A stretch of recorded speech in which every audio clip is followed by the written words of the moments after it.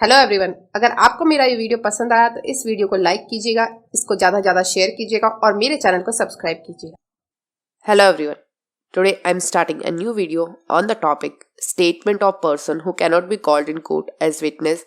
section 32,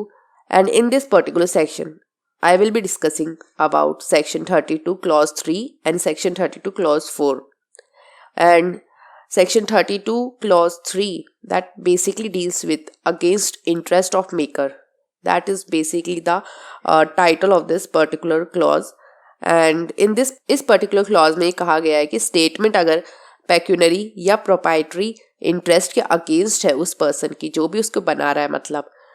किसी भी तरीके से अगर वो स्टेटमेंट जो है वो अगेंस्ट है या तो उसके किसी भी तरीके से धन संबंधी या सांप्रतिक हित के विरुद्ध है, तो उस टाइप में मतलब उस केस के अंदर वो जो अगर उसके इंटरेस्ट के अगेंस्ट है जो स्टेटमेंट जो पर्सन दे रहा है, उस मतलब कि जो भी पर्सन स्टेटमेंट दे रहा है उसके इंटरेस्ट के अगेंस्ट है उस मेकर के, अगर वो तो उस केस के अंदर वो स्टेटमेंट जो हो गई वो अगर वो सेक्शन 32 के क्लॉज 3 के अंदर दे रहा है उस केस के अंदर, या फिर अगर वो ट्रू है मतलब अगर वो सही है तो उस केस में वो उसे एक्सपोज करेगी या फिर would have exposed him to a criminal prosecution, या कोई सूट है किसी डैमेजेस का वो उसके अगेंस्ट हो सकता है। मतलब या तो उसके अगेंस्ट कोई क्रिमिनल प्रोसिक्यूशन हो सकता है अगर वो जो भी चीज़ बता रहा है अगर वो सही होती है उस केस के अंदर, या तो कोई डैमेजेस का सूट हो सकता है उसके अगेंस्ट या फिर कोई क्रिमिनल प्रोसिक्यूशन हो सकती है। मतलब कि किसी भी तरीके से उसके कारण उस पर डांडिक अभियोजन या नुकसानी का वाद लाया जा सकता है या लाया जा सकता था उस केस के अंदर, अगर वो सच होता है उसका स्टेटमेंट तो उस केस के अंदर वो सेक्शन 32 के क्लॉज 3 के अंदर कवर्ड होगा। मतलब कि ऐसा कोई भी स्टेटमेंट वो पर्सन देता है और वो जो स्टेटमेंट जो उसका है वो उसके अगेंस्ट है, मतलब उसके विरुद्ध है वो स्टेटमेंट उस केस के अंदर। मतलब कि अगर वो पर्सन जो है वो अगर इन फॉलोइंग कंडीशंस के अंदर जो सेक्शन 32 के अंदर दे रखी है, जिसमें कि या तो उसकी डेथ हो गई है, वो इनकैपेबल है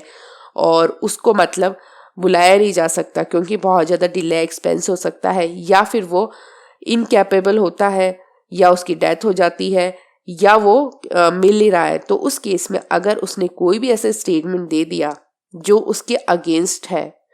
उसके इंटरेस्ट के, तो उस केस के अंदर वो सेक्शन 32 के क्लॉज 3 के अंदर उसको माना जाएगा और उस पर्सन का वो स्टेटमेंट कोर्ट के अंदर यूज़ हो सकता है। और उस केस के अंदर उसको बुलाया जाना ज़रूरी नहीं है उस पर्सन को, और उसको एक तरीके से विटनेस के तौर पर बुलाना इतना कंपलसरी नहीं है। अगर उसने कोई भी स्टेटमेंट ऐसा दे दिया तो वो स्टेटमेंट ही वहाँ माना जा सकता है उस केस में, उस कोर्ट के अंदर सेक्शन 32 के क्लॉज 3 के अंदर, और फिर उसे एक तरीके से कोर्ट में माना जाएगा और उस पर्सन को बुलाने की तौर पर विटनेस के तौर पर उसको बुलाना ज़रूरी नहीं है। और फिर उसके अंदर बेसिकली जो सेक्शन 32 के क्लॉज 4 है वो कस्टम के बारे में बात करता है, और इसके अंदर जो बेसिकली जो स्टेटमेंट अगर कोई भी पर्सन देता है वो ओपिनियन देता है, कोई पर्सन किसी भी पब्लिक राइट के एग्जिस्टेंस के बारे में, किसी कस्टम के बारे में, या कोई मैटर है कोई पब्लिक या जनरल इंटरेस्ट का उसके बारे में, कोई भी स्टेटमेंट जो है वो अगर वो पर्सन देता है जिसमें वो ओपिनियन है उस पर्सन का कि कोई भी पब्लिक राइट है उसका कोई एग्जिस्टेंस है कि हाँ कोई पब्लिक राइट एग्जिस्टेंस में है, या कोई कस्टम है किसी भी पब्लिक जनरल इंटरेस्ट का कोई मैटर है उसके बारे में, अगर वो पर्सन कोई भी अपना ओपिनियन देता है, मतलब ऐसा कोई स्टेटमेंट देता है और उसमें वो ओपिनियन दे रहा है, मतलब कि किसी भी तरीके से वह उस कथन में उपयुक्त जो व्यक्ति है वो कोई भी राय किसी ऐसे लोक अधिकार या रूढ़ी अथवा लोक या साधारण हित के विषय के अस्तित्व के बारे में देता है, और वो एग्जिस्टेंस जो है वो उसको पता है कि वो चीज़ जो है जो पब्लिक राइट या कस्टम है या जो भी मैटर है पब्लिक जनरल इंटरेस्ट का वो एग्जिस्टेंस में है, और अगर वो एग्जिस्ट होती तो उसको उसके बारे में पता होता, तो उस केस के अंदर वो जो स्टेटमेंट जो है वो और जो भी उसने उस स्टेटमेंट के ऊपर जो ओपिनियन दिया है वो स्टेटमेंट जो भी उसको ओपिनियन वो देता है वो क्या होंगे, वो यहाँ पर सेक्शन 32 के क्लॉज 4 के अंदर कवर्ड होंगे और उसे भी यहाँ पर माना जा सकता है उसके स्टेटमेंट को।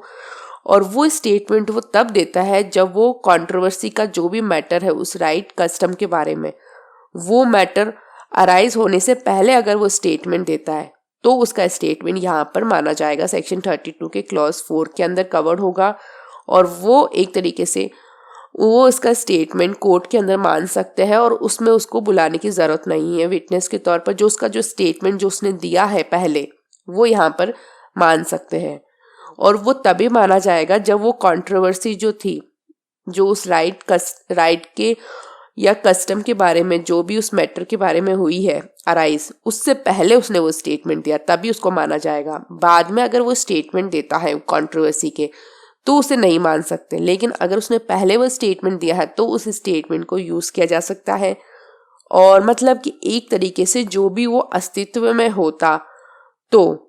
उससे उस व्यक्ति का अवगत होना संभाव्य होता, और जबकि वह ऐसा कथन ऐसे किसी अधिकार, रूढ़ी या बात के बारे में किसी सविवाद के उत्पन्न होने से पहले उसने किया है, तो उस केस के अंदर वो यहाँ पर उसको माना जाएगा सेक्शन 32 के क्लॉज 4 के अंदर। वो इसमें कस्टम के अंदर जो इसका पॉइंट है उसके अंदर उसे माना जाएगा कि वो स्टेटमेंट जो है वो किसी ओपिनियन को बताता है उस पर्सन की, और वो ओपिनियन क्या है, किसी पब्लिक राइट के बारे में, कोई एग्जिस्टेंस की या किसी कस्टम के एग्जिस्टेंस के बारे में बात करता है कि हाँ कोई भी जो पब्लिक राइट है या जो कस्टम है उसका वो अस्तित्व होता है, उसके बारे में, किसी पब्लिक जनरल इंटरेस्ट के मैटर के बारे में। और एग्जिस्टेंस अगर वो एग्जिस्ट होता तो उसको बारे में उस पर्सन को पता होता, तो वो चीज़ जो होगी वो सारे सेक्शन 32 के क्लॉज 4 के अंदर कवर्ड होगी। और वो एक तरीके से यहाँ पर कोर्ट के अंदर उस स्टेटमेंट को मान सकते हैं। और इसके बाद का जो पॉइंट है, जो सेक्शन 32 का क्लॉज 5 और 6 और बाकी के जो प्रोविजंस है, वो मैं अपने नेक्स्ट वीडियो के अंदर कवर करूँगी। अगर आपको मेरे इस वीडियो से कुछ भी अच्छा सीखने को मिला तो मेरे इस वीडियो को लाइक कीजिएगा, इससे ज़्यादा शेयर कीजिएगा और मेरे चैनल को सब्सक्राइब कीजिएगा। Thank you and stay tuned.